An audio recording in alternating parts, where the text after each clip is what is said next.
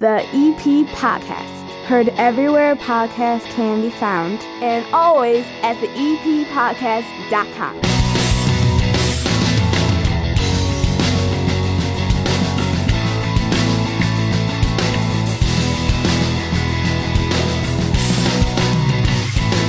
And welcome down to the EP Podcast. My name is Chris Lanuti. Pull up a stool in my 9-foot homemade oak bar and pour yourself a cold one. For the next 30 minutes or so, we'll take you around Evergreen Park, try to cover things that are happening in the EP and around the South Side, and a lot of things that we are recording and giving you in this on-demand show that comes out every Monday by the time you wake up and see the sunrise. A lot of it comes from our live shows that have started since this pandemic broke out. Wednesday nights at 7 p.m., Friday afternoons at 4 p.m. You can listen live on the Podbean app. Now get that through any app store and any device that does apps. And one easy way to do that is to go direct to the eppodcast.com, which is powered by Podbean, to be able to download the app as well. This show is available, though, everywhere podcasts can be found and always at the eppodcast.com. And all I ask from you is that if you listen to one of our sponsors, if you hear something about a business, support them. We've got good people coming on this show and advertising on it, and they need your help more than ever these days with everything up in the air. If you're able to help out, please do so. So as my co-host Hannah settles in, let's get this thing underway. And away we go. Look at all those people in this great suburb, driving down 95th and Kedzie. What a great place. It's called Evergreen Park, but we know it better as the EP. We're known for more than just the Unabomber. Remember Ted Kaczynski? You guys might even remember that big old rooster on 95th Street. It's all part of EP's history.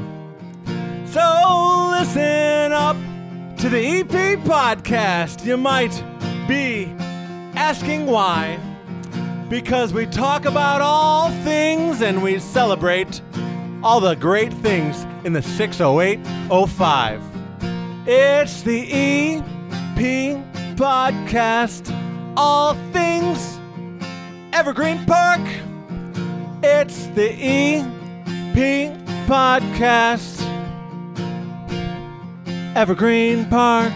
I think what came out from the governor of the state of Illinois does not mesh very well with what we heard from village trustee Mark Marzullo. I think there's a clash there. I think there's a little bit of a difference between the opinion of Evergreen Park and what they think should be happening and what the governor thinks should be happening. But before we get to any of that, the governor is out of touch with Evergreen Park. Governor's out of touch with a lot of things, okay? I mean, I think... I don't think he really understands the needs of the citizens of Evergreen Park. I think that's kind of low on his. First off, I have learned of multiple, and I'm not giving them away. I'm not a rat. I'm not going to tell anybody what they are, because you know what? I haven't been to them, so I don't know if it's true. Snitches get stitches. I have heard of multiple speakeasies that have opened up.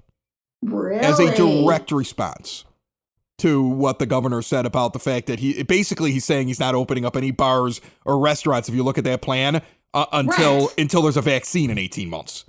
No, that's not gonna work. I have heard of multiples so far. The other thing is Orland Park put some stuff up on their website that seems to indicate they intend to open up no matter what. So I feel like the dominoes are going to start falling. Now, we're going to get into that in just a little bit. We're going to talk about it because there's a lot to digest, especially when you talk about what Mark Marzullo talked about.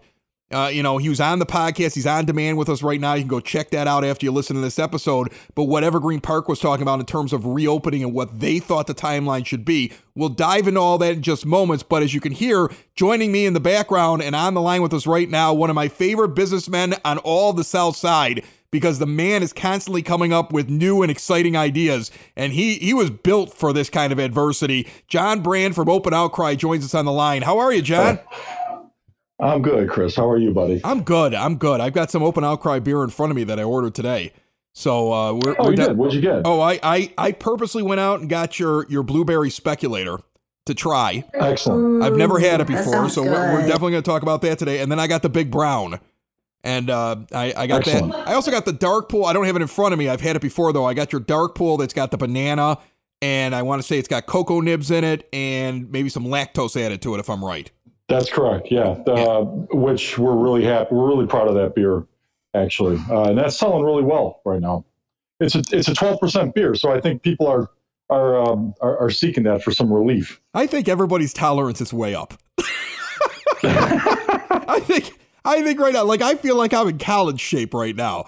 I feel like I think my liver and my tolerance level when it comes to alcohol is up at where Chris was at, let's say, 23 years old. I don't know if I can keep doing it at the rate that I did at 23 years old, but I feel like right now, 43-year-old, soon to be 43 years old on this Saturday, 43-year-old Chris could drink 33-year-old Chris under the table right now based upon the intense training I've been doing. Thank you. I appreciate that. I want you to tell me a little bit about this Speculator Blueberry that I have. And then I kind of want to pick your brain a little bit about how, what you think about current events. But before we get to that, tell me a little bit about this Speculator, the Blueberry one, because I've had the Speculator before, and I'm normally anti-blueberry. And to be honest with you, John, this is going to be my first sip as you start to tell me about it. Okay, so you're getting a true review from somebody who is very picky about his blueberry ales. My wife loves it. She's the one that wanted it, but I said I was going to try it on the show. She's like, you got to have it. So tell me a little bit about this one. And I hope you're honest with your critique in real time on the beer. So the Speculator Cream Ale is our best seller. The cream ale style, if you don't know, is in terms of the world of ales, it's about as close to a domestic lager as you're going to get in terms of carbonation levels, the color of the beer, the brightness of the beer, and the taste of it. But it still uses ale yeast, and it's been a good beer for us because it's introduced a lot of folks on the South Side that weren't necessarily enthusiastic about craft beer because it's a very approachable beer. If folks are probably most familiar with the cream ale style through two brands. One is Little Kings, and the other one would be the New Glarus Spotted Cow. Those are both cream ales, and ours was inspired by those, and it's become, since we've opened, our best seller. We will occasionally do a fruited version of the Speculator based on feedback and requests from our customers, and the blueberry is probably our number one requested variant of the Speculator. We use fresh blueberry puree like we do in all the fruited Speculators we do. We don't try to go overwhelming. We want it to be subtle. We just want you to get the blueberry aromas in the nose and maybe a little bit on the palate. So if you're expecting an overwhelming blueberry beer like some of the blueberry beers out there, that's not going to be this on purpose. We still want it to be approachable and not turn people off. No, this is a really good. I'm going to tell you something right now. The first thing I did when I drank it, I was like, I actually prepared myself because I always feel like blueberry beers can get too sweet or too sour. Prepare yourself how? Your pants are still on, right? You don't know how I drink beer in my house, John. Stop asking questions.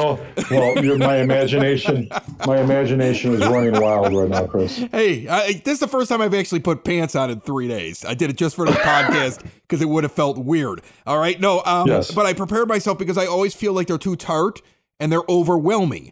And this wasn't. As you said it's a little bit on the palate and a little bit on the nose, but it still it doesn't overwhelm me, and that's what I like about it. I actually like it because I could see myself sitting back and drinking one of these. Especially, it's a great spring summer beer. This is a perfect time for this to come out. But I love the fact that it didn't overpower me with the blueberries. That's what I really liked about it. So that's where we settle on. We've had versions of the blueberry Speculator in the past where we were aggressive with the blueberry, and we were so aggressive to the point that it changed the appearance, the color of the beer. It gave it a blue-purple hue.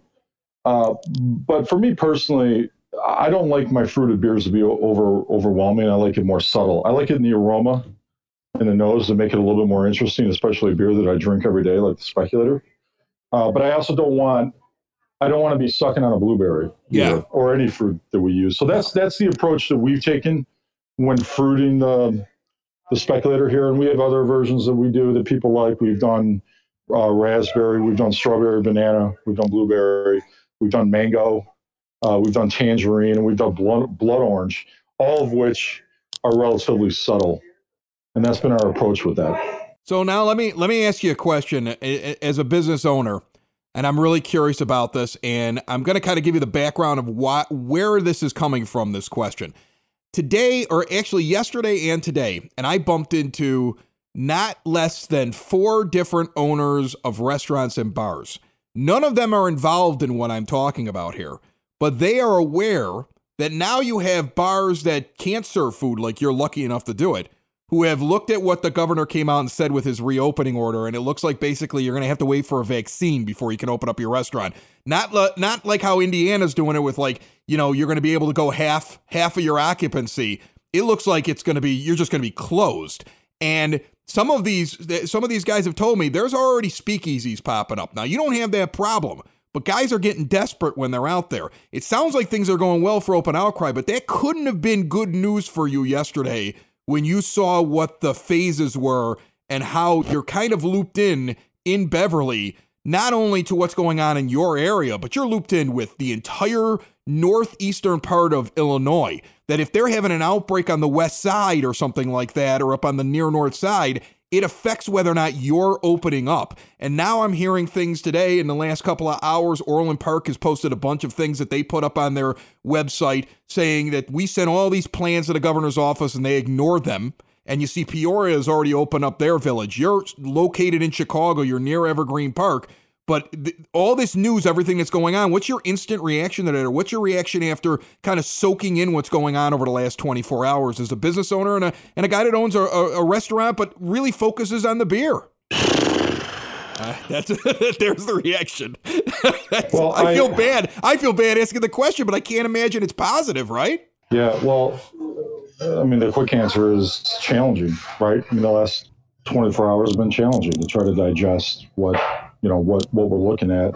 You talked about other colleagues of ours on Western Avenue and on the south side in Evergreen Park, Oak Lawn, Beverly, Morgan Park, Mount Greenwood that don't have the benefit of being able to serve food, right? And doesn't give them that optionality to open and try to serve their customers. I feel very fortunate that this, we just got lucky. This happens to be our business model. We have food along with our beer. So I'm very fortunate. Honestly, I don't want to give you a lame answer or a cop-out answer. I'm trying to see the bright side of all this stuff. There has been good that has come out of this. It has forced us to take a look at the way we operate our business, and it's exposed inefficiencies in our business that we're now taking. Now have the time to take action on and correct. It's allowed us to make improvements to the way the interior of the space functions and operates. It's allowed us to take opportunities to improve the technology that we run this business on, which is all great. But do I want to open up the doors immediately? Yes. Did I anticipate opening up the doors on June 1st? Up until yesterday, I did. Do I understand the anxiety that many folks in our country are feeling right now as it relates to this? I do. Do I have distrust with the information and the data that we're all consuming? I do. I don't know what the right answer is. There's a lot of, I'll pull a Donald Rumsfeld. When Donald Rumsfeld, I don't know if you remember this press conference when he said there's a lot of unknown unknowns. Right? Yeah, I remember. Right. That. So that's what we're living in right now. There's a lot of unknown unknowns, and it makes it even more challenging when you don't know who you should be listening to, or where you should consume your news, or who you should consume your news from, or to what extent there's integrity in the data and the numbers and all that. Again, I don't want to come off as dismissing how very serious this is, because it's a serious thing, but there are templates for other ways that countries and states and municipalities have opened or operated in a safe way. I think there definitely is other ways we can go about doing this. I was planning on opening June 1st when the shelter-in-place orders stopped. I personally would have felt comfortable doing that, provided we followed all the rules that we assume are going to be put in place in terms of limiting our occupancy, enhanced sanitation protocols for bars and restaurants, the masks, the distancing of tables, all those things we were planning and we were going to do to open up in a safe way. I am not diminishing the danger of this thing, but there's other ways to do this, I think. No, I agree with you. I think, and to your point, you can always fall back on what village trustee of Evergreen Park, Mark Marzullo, said on our last show when he sat there and he said, look, we can reopen these businesses. These businesses are ready to go, and they're coming up with plans, and it'd be very easy for a municipality to be able to keep track of it. And not only that, but if you walked into a place and you felt like it was too crowded and you felt like there wasn't anybody walking around with the protective equipment, people would turn around and walk out. And businesses know they can't survive unless they're following what the rules are that are in place. And his thing was, at some point, you have to understand that in the free enterprise system, a place, and I'm going to use you as an example, a place like Open Outcry could sit there and say, okay, we're going to take out this many tables. We're going to use that upper deck a lot more because we're going to have it outside in the summertime and we can spread out things that are going on there. We're going to open up those front windows. We're going to make sure that our people are wearing certain protective equipment so that we don't have the people that are there to eat. We're not expecting them to wear the mask. We want to make sure that we're going to be the ones that fall on that sword to be able to serve them. But there'd be some kind of thing. There'd be the idea that we can tell some of these restaurants, turn into a cafe, put some tables outside to add to the amount of people you can have in there and still spread them out. And all these different ideas have been floated, and it just kind of feels like you guys got the short end of the stick in this whole thing. And it's frustrating to me to read it because there are good businessmen out there and women, and there are great businesses and restaurants and bars, and it is going to be a shame if they can't survive through this thing. I'm very proud of Open Outcry with what you're doing, John. I'm telling you, you're at the forefront of every idea, everything from Mr. Hops running around at Easter to how you're releasing your drinks and how you're delivering everything. You're doing a great job. But man, at some point, it feels like you're a boxer in the ring. You've gone 15 rounds and you're waiting for somebody to kind of ring the bell here and give you a breath. And it's not happening, right? Yeah, I think we're in round 8. How many rounds is this thing? Oh man, it's infinite right now. I don't know where the color code is that tells you when the rounds are over on that silly chart that was put up. But it's infinite. Well, I think born and raised on the south side of Chicago, and I always bought into the American ideal, right? Our Constitution, our Bill of Rights, the freedoms that we have here. And sorry if I go, I'm not intending to go political, but I am speaking about things that I have given a lot of deep thought to in the last month or so. And I've always felt that way, but I do think in the last 6 weeks, it's really forced me to truly consider how fortunate we are to live in this country. Because although there are a lot of folks that are fearful about civil liberties being eroded away, and I share that fear, there's a lot of folks worried about overreach of government, and I share that fear as well. The fact of the matter is that we are still talking about this publicly, and there's public discourse and debate. Now, you can argue whether or not this debate that's going on is, in a manner that it should be done, but it still is happening. And there's a lot of places on planet Earth where you can't even have these conversations, even though these conversations we're having right now are contentious and polarizing, and folks are very, very rooted in their convictions and how they feel about this, and seems to be falling in line with your political affiliations. That's unfortunate, but the fact of the matter is that there's discourse happening that doesn't happen in very many places on this planet or in history, and we should all still recognize that. We should still understand how fortunate we are to be able to even have a conversation to say, I disagree with what my governor or elected official is saying, and we can talk about it and we can debate it, and there's ways for the populace to push in the way they want to push, right? And it's going to be hard, and there's going to be a lot of arguing and a lot of hurt feelings and a lot of butting heads, and maybe something slightly worse. But I am confident we will figure it out. I agree with you, John, and I think that was well said, and I think it did a good job kind of conveying a thought that's been rolling around in my head as well. That's John Brand right there, and John, I appreciate you coming on as always. I'm drinking right now his Big Brown Ale, which is spectacular. It's always one of my favorites when I go over there. And we also tried out today. We tried out the Blueberry Speculator Ale. That's a great spring summer ale. Make sure that you go online. You can actually order the beer online or just contact Open Outcry. What's the address again? It's openoutcrybrewing.com. Yeah. We're the email. The web address is www.openoutcrybrewing.com. Yeah. We're 10934 Southwestern.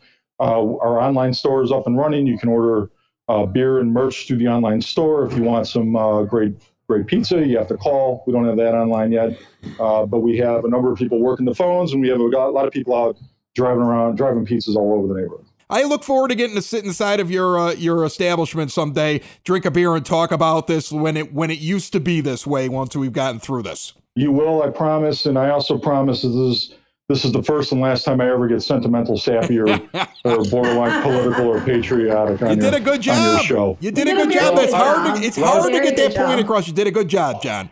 Well, a lot of people don't want to hear it, and I'm sorry for that. Well, if they don't want to hear it, they shouldn't listen to the next 15 minutes because I'm ready to go. Chris, you need those listeners, so just be pragmatic. Building relationships, supporting the community, and service. These are the things that Country Financial stands for. They're more than just an office you may pass by as you drive through Evergreen Park. They're neighbors who lend a helping hand and support the fabric of your community, including charitable organizations, sports, financial education, and civic organizations. And since Country is already your neighbor, they want to get together and chat. Call your local Country Financial representative, Mike Thauer, today at 708-425-1559 to talk about the things that are important to you and how he can help you protect them. I enjoyed my time with John. He's already sent me a text saying I'm sorry. I don't know what he's apologizing. He did so good. I don't know what he's apologizing for. I think he did a good job. Look, that's an honest reaction. It was so well spoken. From a guy who's got a business on the South Side that he has done legitimate worries. Everything he can to keep going, and got crushed yesterday when he saw this plan put out from the governor. Now, look, the lines are open, and I want to talk honestly here for the next 15 minutes or so before we end the show. I want to give some quick thoughts, and I would love to hear what other people have to say. But we have to talk about this because we just had Mark Marzullo on, Village Trustee. He's on the on-demand show that came out on Monday. It's still available everywhere podcasts can be found and always at theeppodcast.com. So that's available. We've talked with Dr. David Beckman. He's a guy who's doing the antibody testing and the COVID-19 testing. He's a doctor. He's come on. He's talked about how dangerous this is and why we need to have the social distancing. Look, you've listened to me for weeks tell people, wear your mask. Stay away from other people. Hannah, I saw something today. Before I get into this, let me give you a funny story. Today, I had a friend of mine who turned 40 years old, okay? Okay. Her husband and I went to college together, and he lives over in Mount Greenwood. And he sends us all a text, and he goes, let's get together and do one of those parades for her 40th birthday where we all drive by, right? So I grabbed some old birthday decorations that I had because I'm not going to a store for birthday decorations because that's stupid because I'm supposed to be safe, right? The same thing is I got old birthday decorations. So I go put them on the side of the car and the part of the car that we're going to be driving by their house. I know the route, and I head over to 107th and Hamlin. This is where we're all supposed to meet. I pull up, I park the car, I got Erica next to me. We both have these neck things that we bought that motorcycle people wear. It kind of it goes around the entire neck. Yeah, it's like a neck scarf thing. You kind of pull it up. It's like UV protective. Yeah. That's what I went out and got for everybody because the kids hated the mask thing. And I was like, I get it. It looks stupid. I understand. You put this around your neck. It's lightweight. I bought it on Amazon. I bought a package of them. Everybody's got them. They're all different colors. You match your shirt and you throw it over your face, okay? So otherwise, you just wear it down. So when I'm walking around, I wear it around my neck. And when somebody's coming close and I feel like I can't walk around them, I pull my mask up. That's how I handle things. So anyway, Eric and I are both sitting there with our things.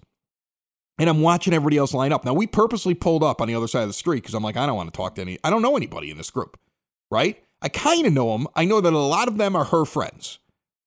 These women, most of which, as Erica said, they have husbands that are police officers and firemen that are coming in contact with people. They're at the most at risk that they could have possibly COVID-19, right? They're out of their cars. They're hugging. They're having big conversations. They all pull up. They don't live next to each other. Some of them haven't seen each other in 6 months. They don't know where the other one has been. They're leaning into each other's cars. They're hanging out with each other. Can I borrow your balloon? Oh, help me decorate the car, everything like that. Listen, that's not the way this works. So he texts, this is not how this works. So my buddy texts me now. He wanted to have a safe, responsible thing for his wife. He texts me. He goes, how's it going? You guys should have been by here 10 minutes ago. I said, I'm not involved in this. I'm just sitting off to the side. He goes, what's going on? I go, they're all out in a big circle hugging each other and telling stories. He goes, what? I said, yeah, you're going to have 10 new cases of COVID from your parade. And then he just starts swearing in the text message. And I started laughing. Right. I was like, this isn't how this works. So then we drive by the house, right? So now we're driving by the house after they all finally get in their car, and they've all spread. If one of them had it, all of them have it by the time this is over, right? So we drive by the house. Now, he had said, just drive by the house, beep the horns, and then drive off, right? We were the last car. As I come around the corner, they're all parked. They're out. Now that they've completed a thing, they're standing on the other side of the street all arm in arm with each other. I'm like, you're all idiots. Like, this is not, you're not social. What was the point of being in the parade? What was, right. We're all going to get out of the car. What was the point? That's so dumb. Okay, so hopefully that explains where I'm coming from here before I say what I'm going to say next. Because I've been a big proponent of social distancing. Been a big proponent of having the mask with you. Big proponent of crossing the street if somebody comes near you. I've been one of those people that said, hey, I get why we had to flatten the curve. But here's my big issue. And I don't get, like John said, I don't like to get political. This isn't political. First of all, if you find what I'm going to say next to be political, you're part of the problem. Because guess what? Both sides, the conservatives, the liberals, the Republicans, the Democrats, both sides are screwing this up terribly at this point. Both sides are doing everything they can to keep their political office. Both sides all trying to win the presidential election right now and using this, either they're opening up too recklessly or they're not opening up at all, but both sides are using this. And you, the people, John Q. Public, me and you and anybody within the sound of my voice, we are the pawns in the game that are being treated like garbage right now because they don't care if your business lives or dies. They don't care if you live or die. They don't care if you get sick and die. They just care about what it looks like in the press and then how it's going to be portrayed on either the crazy right-wing channel or the crazy left-wing channel. But in the end, this is all bull. And I have been trying to teach my kids now for the last couple of weeks. If this doesn't show you how the rich and the powerful in this country don't care about you, I don't know what will. If you don't have a healthy distrust of a big government, I don't know what to tell. At this point, I don't know what to tell you at this point. If you don't see something wrong from people and how they're handling this, if you are like, everything's wonderful, you are just an ostrich with your head in the sand. Okay? Yeah. Listen, you can't open everything up right now. People will die. You also can't keep everything closed for 18 months. And now tell me the reasoning behind this, Hannah. And this is my, I'm going to give you two things, and I just want one person to call me up or jump into the chat room here while we're recording this live. One person to explain one of these two things to me. A, how is it that the Department of Public Health for the state of Illinois designated 11 different areas based upon geographic region, population, and what the capabilities were of the hospitals in those regions as these 11 different areas, zones, that were going to be, you could separate if you were in the middle of a pandemic. And then this governor comes on and tells everybody, I'm going to condense it down to 4. I'm going to condense it down to 4. Okay, so now if the west side of Chicago is out of control, Grundy County can't open. Forget me on the south side. Why does Grundy County have to do whatever the west side of Chicago has to do or the near north side of Chicago has to do? What is that? You're like, we would have been in a different zone here in Evergreen Park. You're sitting here and you're actually thinking about this and analyzing this and trying to reason it. I can't even do that. I can't even, why? I can't get past why. I just cannot get past this makes no sense at all. I don't think he really cares about us, okay? Just like most of these politicians. Like I said, this isn't political because he ain't the only problem, okay? There's problems on both sides of the aisle. But I'm talking about him because he had the biggest effect on me in the last 24 hours. And everybody here, everybody who lives here, every single one of you, he affected you. Because trust me, even if you're like, oh, I think we should stay closed forever, wonder what your property value is going to be like. Wonder what your life is going to be like when there's just ghost town down 95th Street. But I don't get it's the barbershops and the salons getting priority over a restaurant. There's the other thing, Hannah. Which one brings in more money? Which one employs more people? How is it safer for me to let somebody have human contact with me and touch me? And when I'm in a barber shop or a salon or getting my nails done or whatever I'm doing, how is that safer than if a guy like John Brand or Sale over at Unidad or Mike Nix over at the Red Palm or you name them, okay? The folks over at Porter Cullen's, I saw Jerry Dory today. How is that any different than if they go to half capacity like they're doing in Indiana and spread things out and put all their people in protective gear? How is that different? Why is it that they have to wait? If you look on that chart, they have to wait till they get to stage 5 before they can pretty much open up. Or maybe stage 4? I don't know. It's going to take a long time. And you know we're going to be the last area that opens up because we're tied to Chicago. They're going to open up the southern part of the state, and they're not even going to open up the northern part of the state. This is what's going to happen. And there's a reason why Orland Park is talking about we're probably going to do this on our own. There's a reason why Peoria has already said they're doing this on their own. And I'm going to tell you something right now. I would be shocked and dismayed if right now the Evergreen Park folks, the people that run our government, are not having a serious discussion about whether or not we're going to open up against his order in some capacity. I'm not saying recklessly, but I'm saying here's the occupancy, here are the rules, the health inspectors are going to be out, we're going to enforce it, but there's absolutely no way that we're following this because this is madness. And I think this is the real conversation everybody's having. I think at this point, people are having the conversation of, wait, hold on a second, okay? Because we all expected something, but we didn't expect it to just be like this, okay? And we're seeing what everybody else is doing. I think everybody's having this conversation right now. First of all, I want to say this. I think there's a small percentage of people that are like, we should open everything up. This is a hoax. And guess what? They're wrong.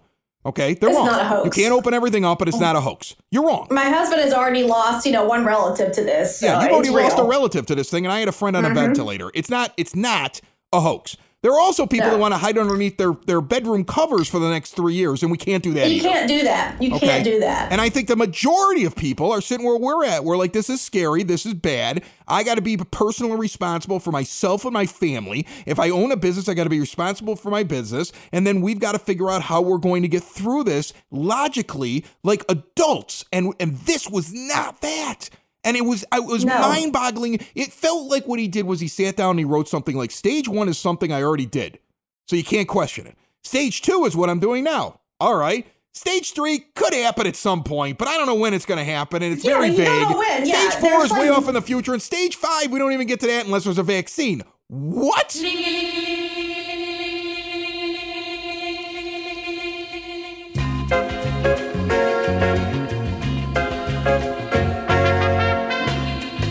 Got a caller coming in on the line, and I said I would put anybody on who wanted to come on. Caller, what's your name? Hi, my name is Kathy. I've lived in Evergreen Park since I was born a long time ago. Congratulations, Kathy. I don't have a lot of complaints about Evergreen Park. I really like it. The one complaint that I have, and it's just come to light recently, is that Evergreen Park is so far behind in the cyber world. So recently they've been selling these signs that they want to use the proceeds for the first responders. Yes. That's something we don't even have it over here yet. My wife had me text somebody the other day and say, where are the signs? Because I guess they're running out so quickly. My problem is they want cash or they want a check. Mm-hmm. Okay, I'm not going to the bank because I don't want to mess with this cash machine that everybody in the world has touched, even with a glove on. Okay. I do everything online. I pay all my bills online. Then they said, well, you can use a check. Have you ever written a check to the Village of Evergreen Park? It takes them 3 weeks to cash that check. Okay, so I pay my water bill online. I have my bank send them a check. Right. And my bank's check seems to get cashed much more quickly than if I write them a check. Okay. Interesting. Okay. You want to see them catch up a little bit electronically. You're like, hey, it's 2020. It's 2020. Let's get a PayPal account set up or a Venmo account set up for the food bank. Let's find us a way to do these kind of things. What they need. Right. And you know what? I agree with you. And we could just use that for all these extraneous things. I wanted to make a donation to the food pantry. Well, you can't do that unless you write them a check. No, I agree with you on that, actually. I'll be honest with you. I think a Venmo account or some way to be able to send money, and they're going to have to adjust to that because in the new world that we're in, you're going to have to give people a chance to be able to pay things digitally. Those are secure. I can understand being nervous about a PayPal account 10 years ago. Even I was like, I'm going to put what on my phone? I'm going to attach my bank account to what? But now Now I use them. I get what you're talking about. I agree with you, Kathy. And you know what I'm going to do for you is I'm going to make sure that I reach out. Glenn Panuski's been on the show before. He's basically the spokesman for Evergreen Park. He's also probably their most tech-savvy guy over there. I'm going to call him up and ask him what the deal is with it. And if they can't do it, I'll have an answer for you guys the next time we talk. How's that? Great. It's wonderful. Awesome. How are you hanging in, Kathy? I'm good. Yeah? I could probably turn into a hermit. This doesn't really bother me that much. Another show is wrapped up. Another show's in the books. Another show is wrapped up. And then by the looks, it's gonna be a good one. And we'll see you next week. And the nudist basement. And the nudist basement. Another show is wrapped up. Another show is wrapped up. Another show is wrapped up. And it's in the books. Another show is wrapped up. Another show is wrapped up. And by the looks, it's gonna be a good one. Nudist basement. Broadcast basement. The nudist basement. The broad basement. Slancha. The EP Podcast. Heard everywhere podcasts can be found, and always at the eppodcast.com.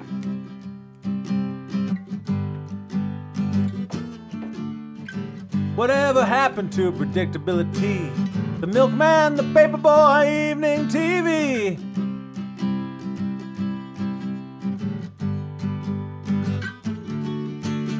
Everywhere you look, everywhere you go, there's a heart, a hand to hold on to.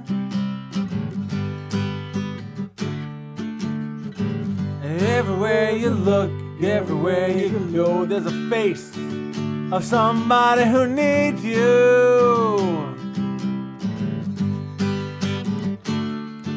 When you're lost out there and you're all alone, a light is waiting to carry you home.